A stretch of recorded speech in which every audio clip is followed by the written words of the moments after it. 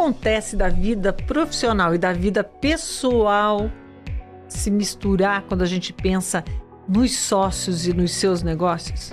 Olha, Vanusa, é muito mais comum do que você imagina. E ter essa consciência faz parte do pensamento dos donos? Não, infelizmente não faz parte. E não separar aquilo que é pessoal, particular, né, dos sócios, daquilo que faz parte dos negócios, pode trazer problemas? Eu acredito que isso é fundamental, né? Os sócios têm que entender assim, quais são os riscos disso. Ele tem que olhar para frente e saber que isso certamente pode trazer problemas. Essa linha entre esses dois mundos é realmente muito tênue? Eu acho que ela é tão tênue que uma vez eu até visualizei. Isso parece uma membrana permeável. Essas coisas, elas caminham e transitam de um lado para o outro com uma facilidade que você nem imagina. E tem saída para uma estruturação que separe esses dois mundos? Tem, ainda bem que tem. Sabe qual que é? Tem várias práticas de governança que ajudam a você colocar os pingos nos is.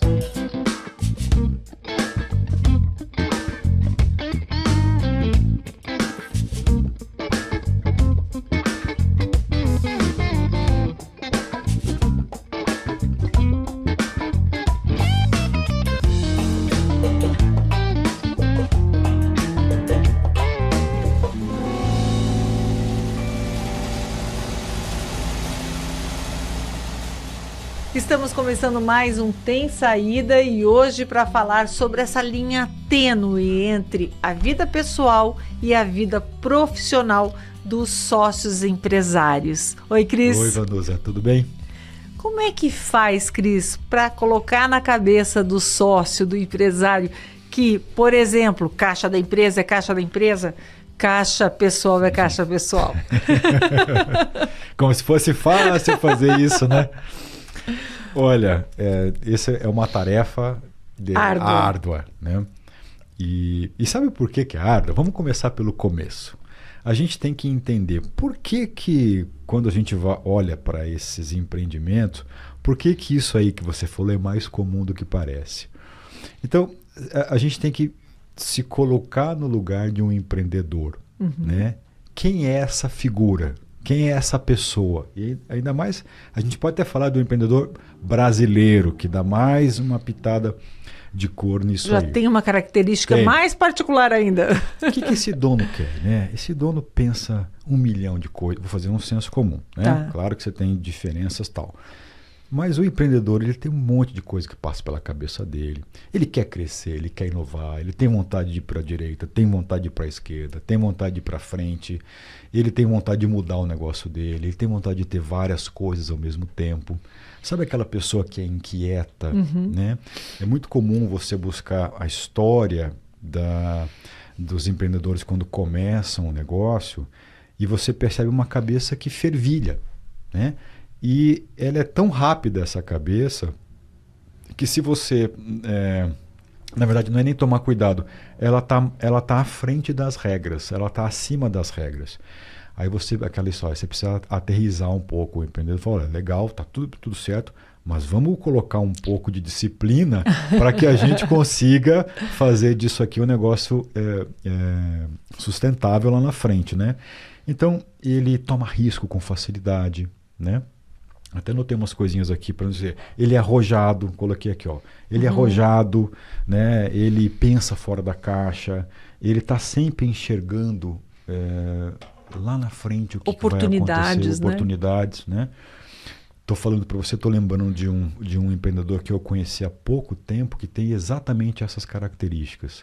Ele começou com um negócio, né, até para preservar, não preciso falar qual é o negócio, ele começou com um negócio e vem trabalhando com isso nos últimos, sei lá, na última década, e ele já percebeu que esse negócio não vai ser sustentável lá na frente. Ele já abriu 8 negócios satélites a esse, nossa, aqui não vai dar, isso aqui vai morrer daqui a pouco, então já vou transferir para cá, vou inovar para essa outra área, e agora quando ele olha, ele está lá com 8 negócios, porque a cabeça do dono é essa. Então, a gente tem que entender com quem que a gente está falando, né?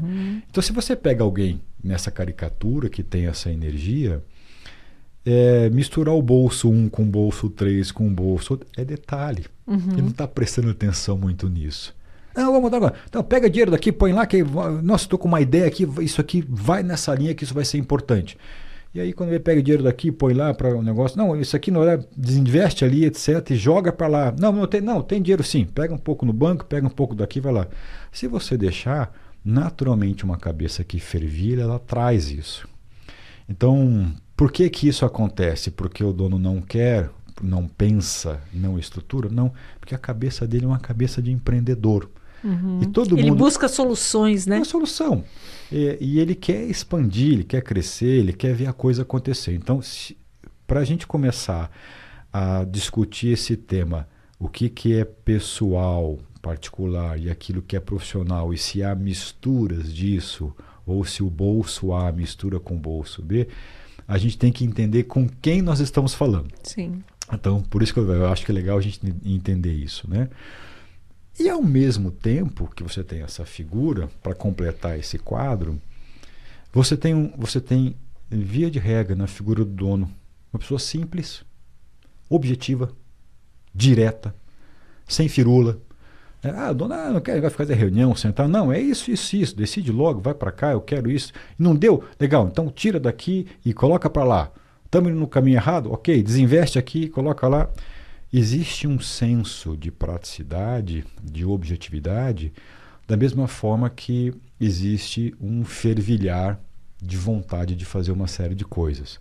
Então, se eu tivesse que te responder, fazer uma caricatura, quem que é a figura dos donos, né, nos seus negócios? É uma espécie inquieta, é uma espécie que tem essas características. Né? E aí colocar assim numa linha de regras é difícil, né, Cris? Falar para ele que tem bolso 1, bolso 2, bolso 3 faz sentido, é importante, mas você tem que entender que essa não é a preocupação inicial dele num primeiro momento. Agora, tem outras questões, né? Tem questões até legais, né, Cris? Porque para preservar o negócio, muitas vezes você tem que ter cuidados, né? Não pode sair tomando empréstimo, por exemplo, pessoalmente e não pagar, pode colocar em risco o negócio. E as pessoas, às vezes, nem imaginam que seja assim, já com regras estabelecidas. Aí você tem uma série, e é um tema que eu gosto muito, né? É o nosso tema aqui do nosso dia a dia de bate-papo. Aí você tem um conjunto de práticas de governança que vão ajudar nessa estruturação. Elas são muito mais importantes, a gente não pode negligenciar essa cabeça, mas elas são muito importantes andar ao lado dessa cabeça, porque senão esse sócio que tem esse apetite, essa energia, corre muito risco desnecessário e toma tombo. E como é que coloca isso na cabeça de um cidadão que pensa 1000 coisas e tem 1000 ideias e vontades? Teve uma vez que eu escutei assim, primeira coisa aqui nessa empresa, para acalmar o sócio, corta o café, só chá de camomila a partir de hoje. Na reunião eu não quero mais café, só chazinho de camomila, tem que acalmar as pessoas. Como é que você faz isso? Isso é um trabalho... na medida desse dono também, assim, na medida que ele vai tendo alguns tropeços e vai entendendo as complicações que essa energia produtiva, né, como tudo na vida tem dois lados, ela também causa, ele mesmo vai tomando consciência de que é preciso regrar algumas coisas. Não é desacelerar e matar os meus desejos, mas ele vai entendendo naturalmente, na medida que a coisa vai crescendo, que você tem desdobramentos. E aí uma vez nós falamos sobre isso, né? Que de ordem diversa. Risco jurídico, risco ambiental, risco financeiro, risco pessoal, risco capital. Você tem tudo isso que ele vai querendo fazer e você tem consequências quando você envolve pessoas, parceiros, fornecedores, terceiros, comunidade, profissionais que você contrata, etc., banco, leis que estão regulando o teu negócio. Então, existe uma série de caminhos a serem seguidos que você não pode andar fora da linha, né? Então, mesmo que se você voltar para décadas atrás, que talvez você tivesse ou menos regulação ou menos fiscalização, eu sempre me lembro daquela pesquisa, também nós já falamos sobre isso aqui, eu me lembro nossa, vira e mexe eu me lembro disso. Quando eu perguntei na minha dissertação de mestrado para aquela amostra de pessoas, qual que é a prática de governança que você acha que é a principal, a prioritária? Está alinhado com leis e regulações. Isso veio em coro. Eram 200 pessoas na amostra e todo mundo colocou isso como principal.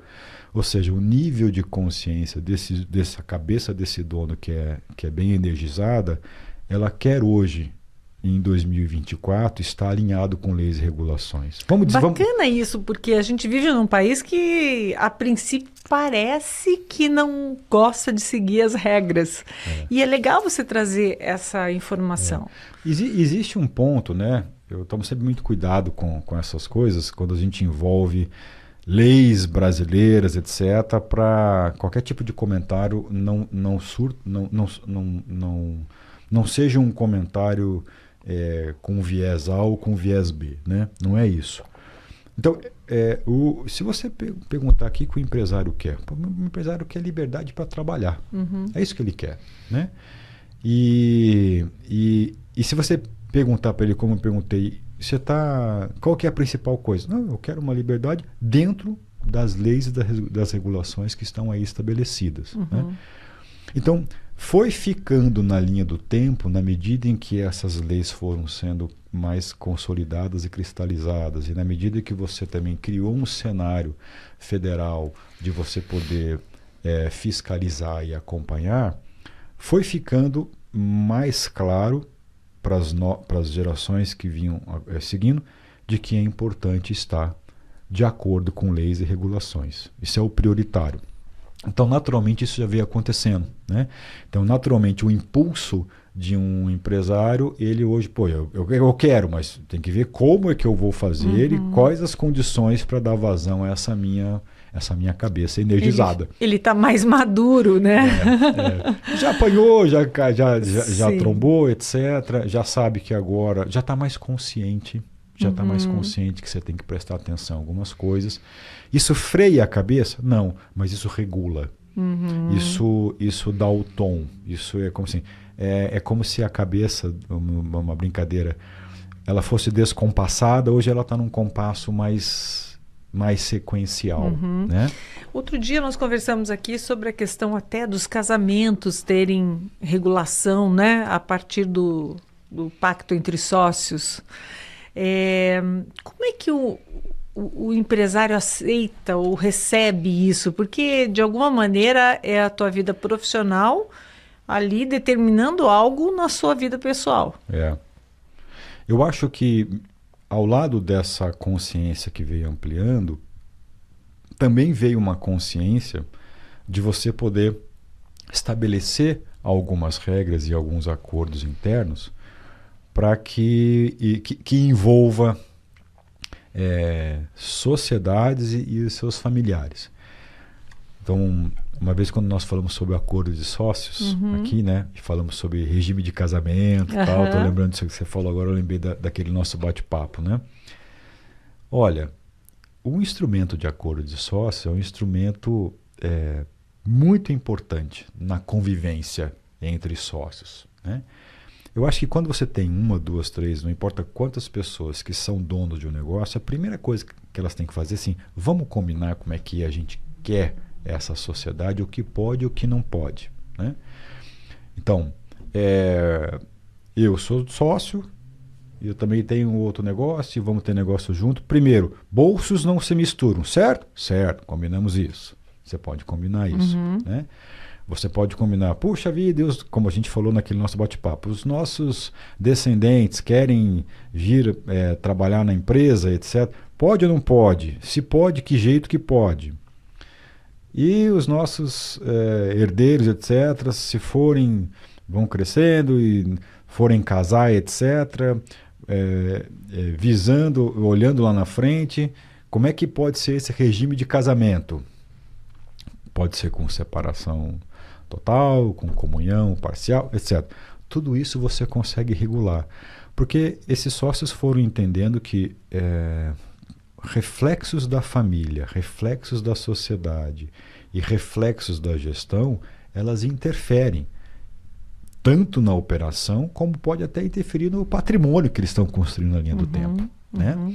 Então, está muito mais consciente a necessidade de você, vamos combinar e vamos regular, para que a gente não sofra consequências disso num futuro.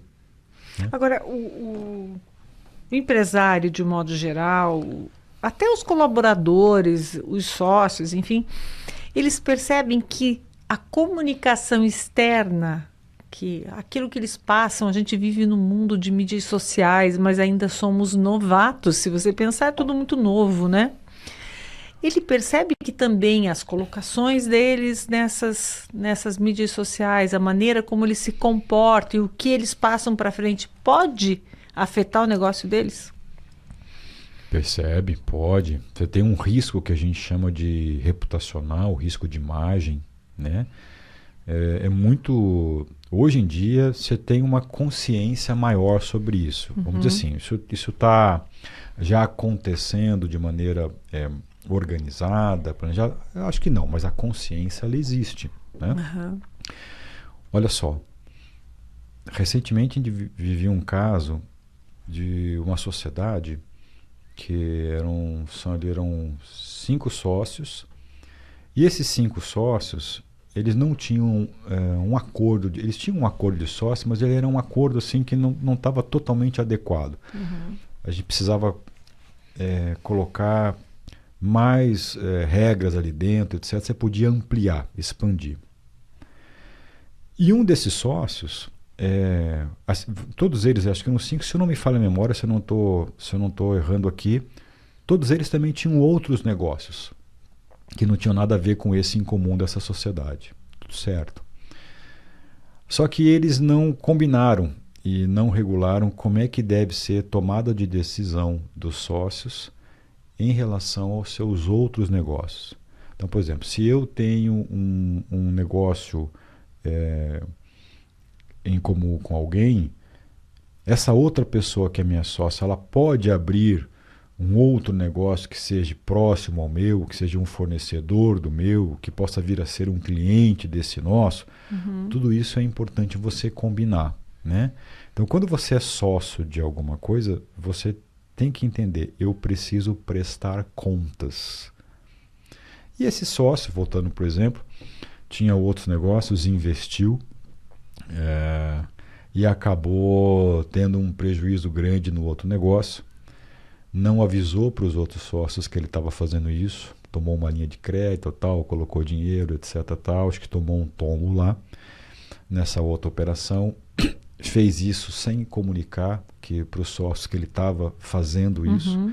E nessa sociedade nessa sociedade principal, a sociedade tinha deliberado no conselho que ia dar sequência nos investimentos que ia fazer, foram até o banco e na hora de pegar um empréstimo lá no banco para os investimentos, opa, peraí, tem um CPF aqui que acusou... Tem restrição. Tem uma restrição.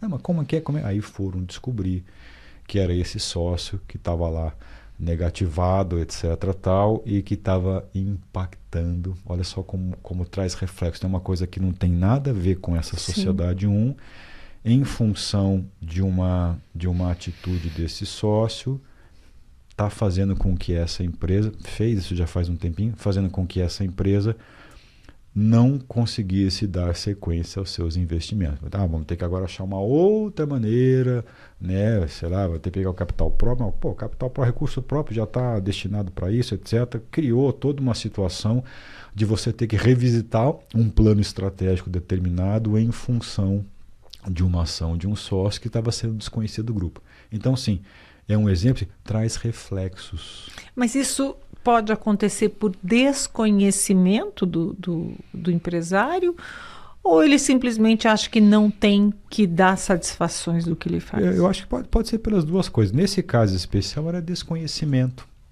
Né? A pessoa, eu achei ali, tá tudo bem. Talvez o empresário não achou que fosse ter um prejuízo e que isso fosse ter reflexo. Né? Há casos que não é que o empresário faz isso escondido? Sim. Mas no caso especial, eu acho que foi um problema assim de... acho que não vai acontecer nada. Né? E acontece. Até uma ingenuidade, Acontece. né? Uhum. Você falou de regime de casamento, né? Casou, o filho casou, depois separou, etc. Quando você vê, você tem uma pessoa que também pode vir a ser teu sócio. Uhum. Nesse caso, na verdade, desculpa, teve até uma situação trágica num casamento que o filho acabou falecendo num acidente. E Nora, né? Nora. Nora acabou sendo a pessoa que herdou parte das ações do filho, ou seja, quando você menos espera, por qualquer fatalidade ou por qualquer coisa, você tem um novo sócio. Você tem um novo sócio que não era membro da tua família até então e virou sócio da tua operação. Então, essas coisas, elas são comuns de acontecer, elas podem acontecer, não dá para dizer que isso acontece toda hora, mas elas podem acontecer. Então, eu acho que o nível de consciência desses riscos, isso aumentou. Uhum. Isso aumentou com o tempo. Quando você citou esse exemplo de outros negócios além do principal, o que seria o ideal seria, no mínimo, se não tem um acordo de sócio, seria no mínimo consultar os outros sócios? Eu acho que dentro de uma estrutura de governança, você pode ter lá a reunião que for para a tua operação na gestão, você pode ter a reunião, se for o caso, né, ter uma reunião de conselho para deliberar, fiscalizar a gestão. E é muito interessante você ter uma reunião de sócios. Uhum. Essa reunião de sócios, ela vai poder tratar da vida desses sócios, seja em relação ao negócio, seja em relação a outras vontades e negócios que esses sócios têm. Uhum. É comum em alguns negócios, Vanusa, você também ter um conselho de família, uhum. né? Ou seja, colocando a par a própria família de algumas coisas que estão acontecendo com o patrimônio de 1, 2, 3 gerações que está sendo tocado por alguns que são sócios, né? Não necessariamente todos os familiares são sócios. Então, às vezes você tem o sócio querendo comunicar, às vezes, olha, família, estamos fazendo isso, é para cá que nós estamos indo, estamos prosperando, estamos com dificuldade, vamos ter que fazer isso, etc. Então você tem fóruns específicos para tratar disso. E um fórum de sócio, para você poder falar quem sou eu na sociedade e quem sou eu fora da sociedade, cai bem, né? Agora, acaba sendo uma intromissão na sua vida particular, quer dizer, você deixa de ter certas liberdades, né?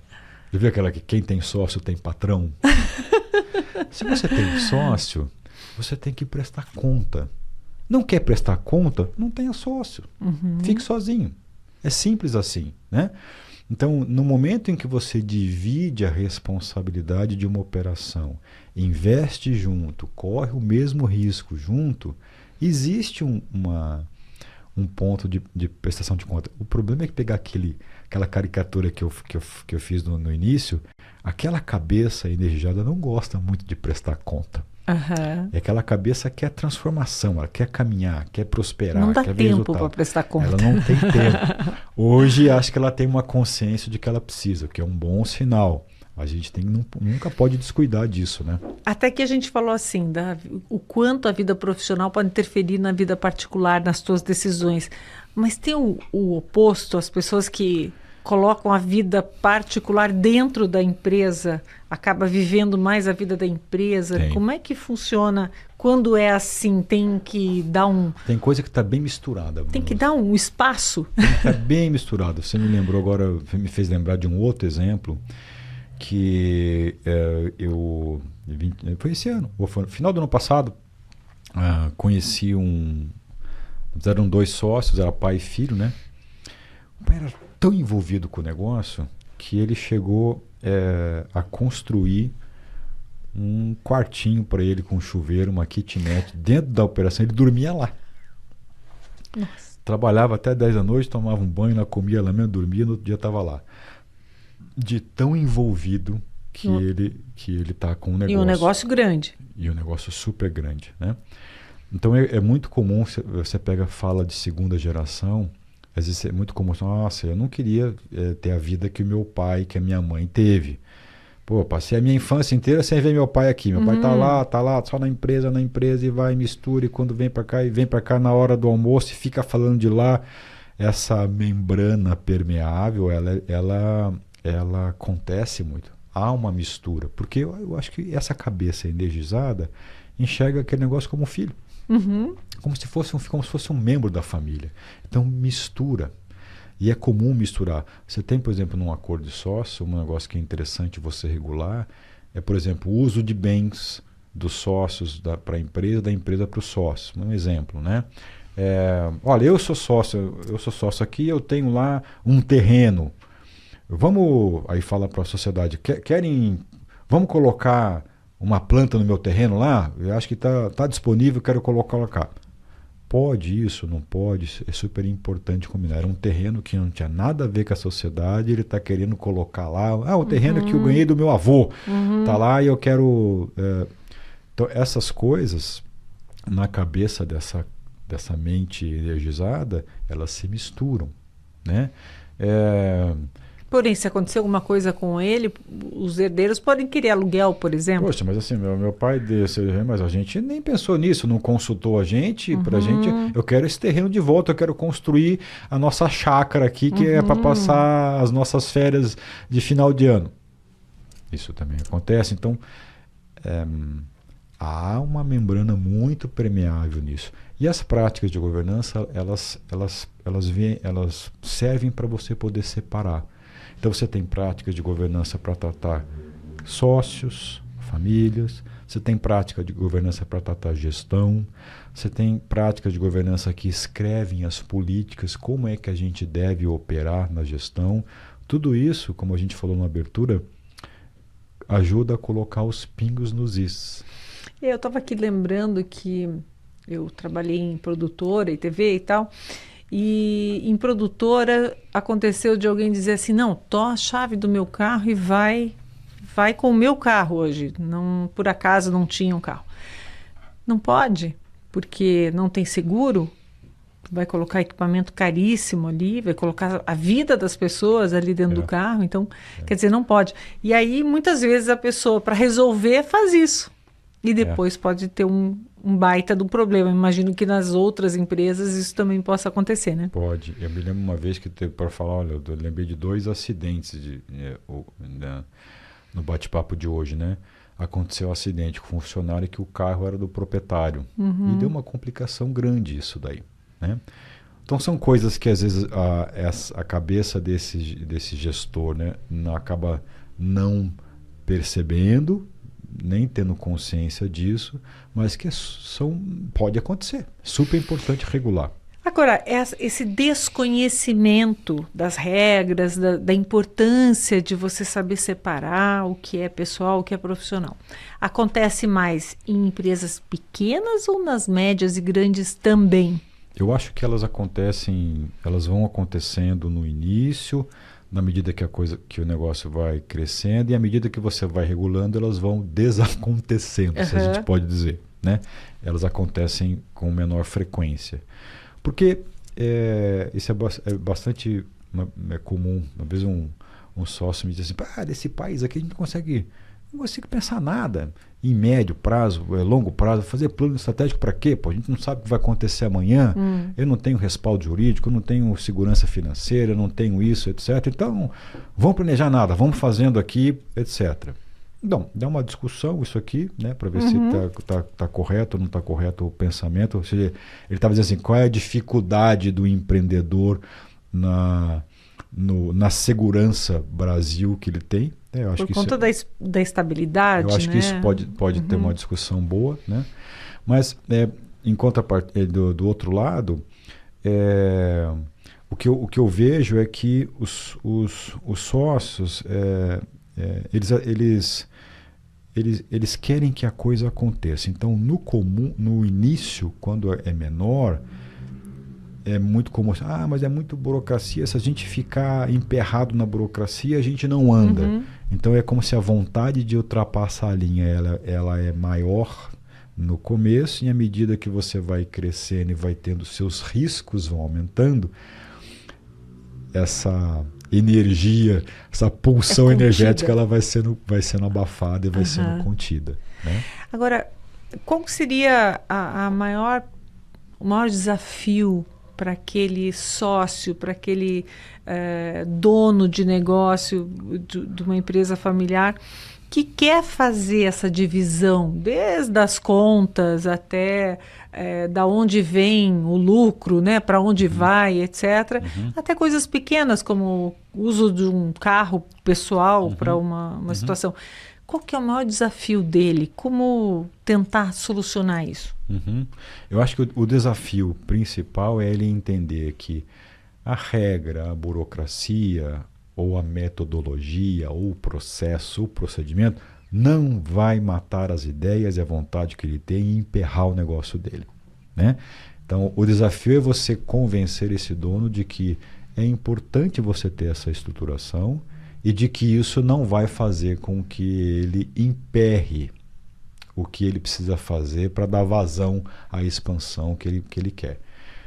E sabe por que às vezes ele tem isso? Porque quando a gente falou aqui de uns conceitos de governança, puxa, tem aqueles conceitos para empresa de capital aberto, empresa pequena, eu acho que tem eu fico assim mais ao lado do dono, porque quando ele vai tomar consciência disso e pede ajuda, muita gente vai com muita sede ao pote, a esse conjunto de regras, que daí engessa mesmo. Sim. Você vai querer aplicar um monte de coisa que não está na hora, não é necessária, etc. Então, o que o dono faz? Ele cria uma resistência muito grande para isso. Então, a dose homeopática de você colocar aquilo que vai ajudar naquele momento, sem travar a operação, vai criando um ambiente mais amigável com esse sócio do conjunto dessas regras, né? Eu acho que isso influencia muito. Então, o que você tem que fazer? Primeiro tem que convencer o dono para isso. Quem vai convencer um dono? Não pode ser aquela pessoa de regra dura. Tem que ser uma pessoa que diplomática, que customize, que seja diplomática, uma pessoa que saiba, escuta, olha, você vai precisar dessas duas coisas agora. Tem essas outras duas regras aqui, mas é mais lá na frente, não precisa disso ainda. Vamos caminhando, porque se você implantar isso aqui agora, eu acho que vai atrasar um pouco essa tua cabeça. Então, esse olhar de fora que vai conseguir balizar o time das coisas é muito importante. Isso ajuda no convencimento desse dono. Se você for com muito sede ao pote e colocar um monte de coisa, vai vou gastar dinheiro, vai ter custo e isso ainda vai emperrar o meu negócio. Mas na maior parte dos casos é assim. É com essa sede toda que o conselheiro, digamos, vai. Você sabe que eu tenho uma crítica grande a isso. Eu acho que é. Né? Eu acho que é. Infelizmente, eu acho que na maior parte dos casos você tem uma mão muito pesada em relação a isso. E uma mão pesada porque às vezes são os próprios executivos nas suas trajetórias que vão colocar com a maior das boas intenções o que precisa ser feito. Mas eles precisam entender quem está daquele lado, que cabeça é que está ali ouvindo esse novo processo, esse novo procedimento. Aí que eu acho que a coisa emperra, é aí que eu acho que a coisa não está legal, sabe? Agora, me diga uma coisa. A tua formação em psicologia te ajuda na hora de identificar esse perfil do dono, do sócio que está lá atrás da empresa ou no topo da empresa familiar? Você sabe que a gente uma vez gravou aqui a história do por que o Tem Saída nasceu, né? E sim, foi tudo aquilo lá que eu falei e teve talvez não sei se eu falei naquele dia, mas teve um sócio, chama o Cris aí que o Cris vai achar a saída certa para o negócio. O que quer dizer isso? Ele deu o nome. Ele contribuiu para ele. Ele não sabe disso. Até preciso falar para ele. Ele contribuiu. O que é a saída certa?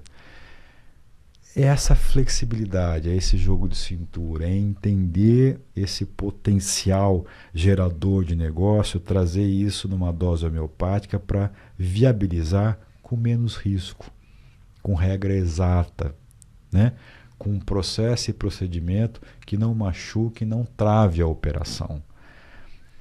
Você me pergunta assim, os cursos, etc., falam disso? Olha, você sabe quando a gente lê lá, até está escrito isso. Na ementa. Mas o que eu entendi é o seguinte, que não adianta escrever, né?